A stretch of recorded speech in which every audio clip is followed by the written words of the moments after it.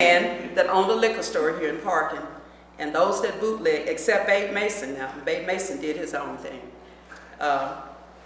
They sold liquor for him, and there were two women that owned juke joints too, and they sold liquor for him also. Now occasionally they would be busted by the sheriff, and then periodically he had to do his job.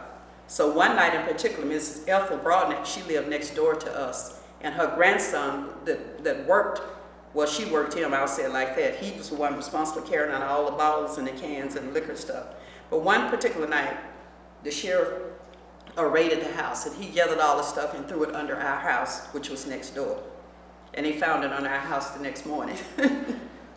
But anyway, like I said, everything went on. There was another house that's owned by Miss Almeida. She owned a two-story juke joint that had a brothel upstairs, and she also had a crab house right next door, and it was ran by Mr. Jim Bobcat. So he handled all the gambling there. But it was just a district comparable to Beale Street. As a matter of fact, the street that I lived on, that was back of where I grew up, was originally called Beale Street. But I researched, and I found out that Beale Street in Memphis was older than our Beale Street.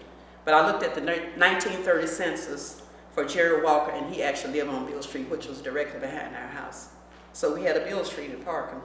And I guess they tried to live up to that name, but it was a lot of shooting and cutting and fighting, and my sisters and I, we experienced a lot of things that went on, but we enjoyed the music most of all. We started preparing ourselves on Friday evenings, and we could hear that music, and we started getting ready to go.